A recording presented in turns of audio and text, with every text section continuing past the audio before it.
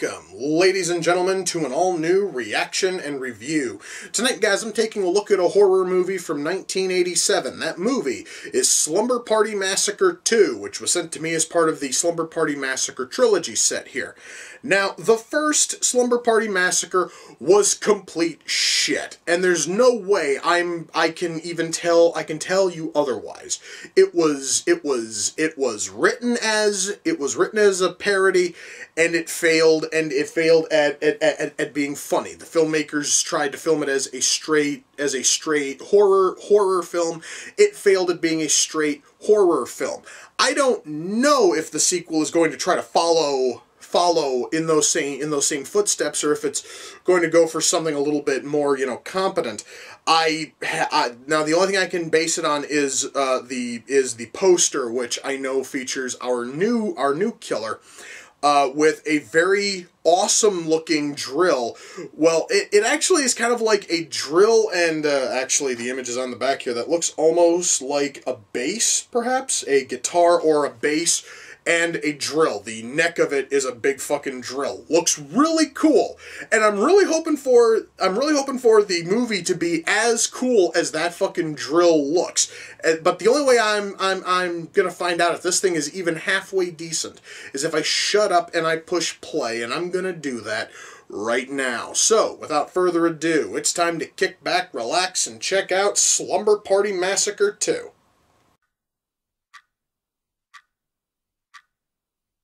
Well, guys, I honestly am not able to say that the movie's bad, but so far it is a little bit boring. I am certainly hoping for it to pick up in the last hour of the movie, but so far we're off to kind of sort of a dull start. Alright, guys, this fucking movie is leaving me with tons and tons of questions. And they're questions that I don't think this movie is going to answer.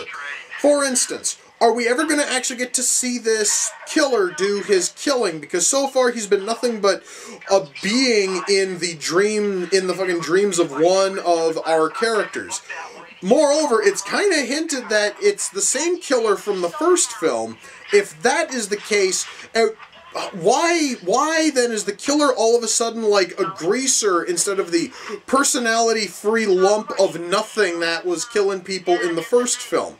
Do you just suddenly become a greaser when you die? Or, like what the fuck is the deal there? Guys, I'm hoping for this movie to answer even half of these questions I have, but I don't think I'm going to get an answer to any of them.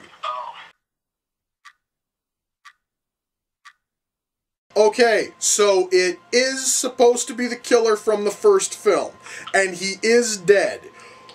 Yet she's dreaming him as a greaser for reasons that still are not completely fucking explained.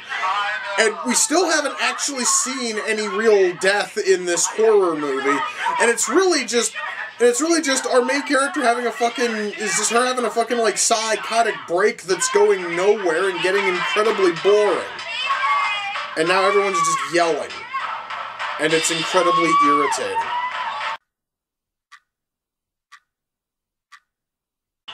You know, guys, I will happily say this. Our fucking killer in this movie is certainly kind of sort of cool and interesting. I just wish that he was in a better fucking movie. 'Cause this thing sucks. Alright, guys, that was Slumber Party Massacre 2. God, shut the fuck up. Jesus Christ, that ending was fucking stupid. Then again, the whole goddamn movie was fucking stupid, but Jesus shit. I'm just trying to wrap my head, guys, around that ending. So, I guess it was all a dream? Kind of? Maybe? The fuck did I just watch? Holy mother of fuck. Okay, I'm just gonna stop thinking about the ending, because fuck that shit. Alright, let's talk about the movie. Let's talk about the writing, and try not to talk about the ending. No, I am going to start with the ending. The ending is fucking shit. Let's just put it that way.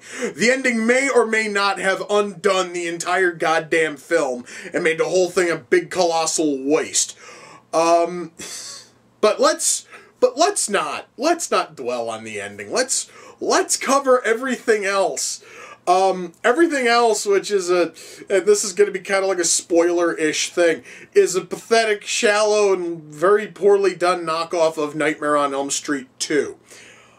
No, guys, seriously, this thing here is a flagrant ripoff of Nightmare on Elm Street 2. Because for those of you who've never seen Nightmare 2, let me give you kind of like a quick plot summary on that. Some guy is having visions of Freddy, Krueger, and it's because Freddy Krueger's trying to come into the real world by basically mentally screwing with this guy. Same thing here. And it basically is our killer is using a human being as a means to get basically get out of the afterlife and back into the mortal, world. And with this one, it is supposed to be the killer from the first film. However, our killer's personality has completely changed from the first film to this one. Because in the first film, he had absolutely he had no fucking personality, and he got his drill out of the back of a cable fucking truck. In this one, our killer is a greaser. Apparently has always been a greaser, and his drill is this giant gaudy thing, which is also a fucking guitar, because he's also a rocker. Now, we could have taken that killer. You could have put him in a movie that was actually good. Like, you actually could have come up with something far, far better, and the killer would have totally worked because he's actually kind of sort of cool. Outside of his dialogue, which is almost all really, really forced song fucking lyrics.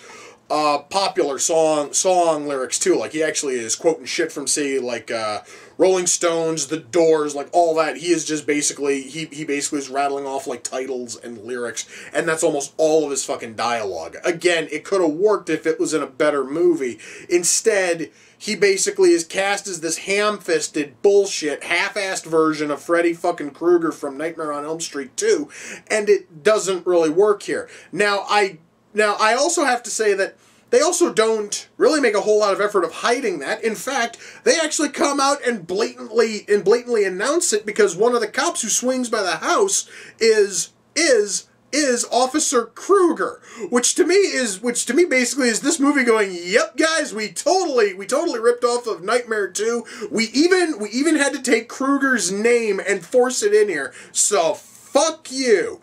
And the part that makes it worse is, if you were gonna rip off a Nightmare on Elm Street film, why in blithering fuck do you rip off one of the worst ones? Like, Jesus shit. I honestly, guys, would have given this thing a lot less stick if it would have ripped off the first one, maybe ripped off the third one, because I believe that the third one was out by 1987. I could be totally wrong on that. But still, if they would have ripped off one of the better ones that were out at that time, I could totally understand. But they opted to rip off of the shittier one. And not only is this thing a bad fucking ripoff of a bad movie, but this thing has no fucking depth on any of our characters. The only one that has any level of depth is our fucking killer, and our killer speaks almost entirely in song fucking lyrics.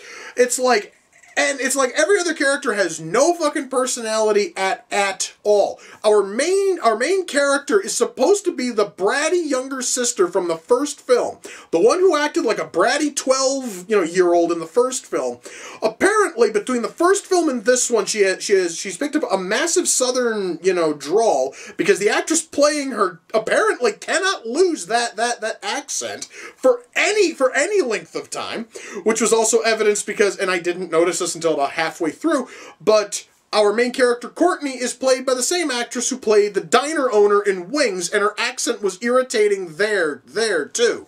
So, but But here she is playing a character who didn't have an accent in the first film, and actually had some level of personality, even if that personality was just being a bratty bitch.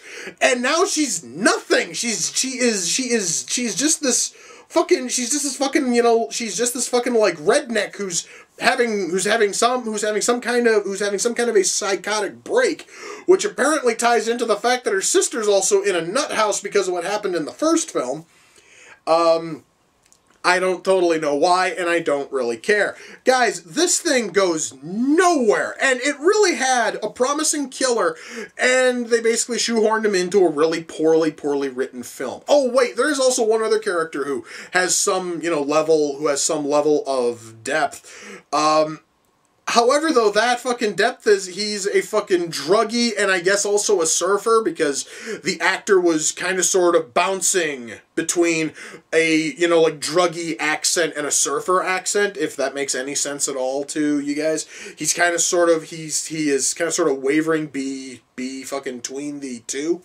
And it's just fucking terrible. Now, mind you now, guys, the accent thing is part of acting, and I'm kind of sort of, hammering it in here with, writing, but that also is because that surfer fucking druggie was written as a fucking surfer, druggie. It's like his fucking dialogue doesn't know which fucking way he wants to go, and so the actor was given almost no fucking motivation and was given no real guidance, and basically had to waver be fucking between the two accents.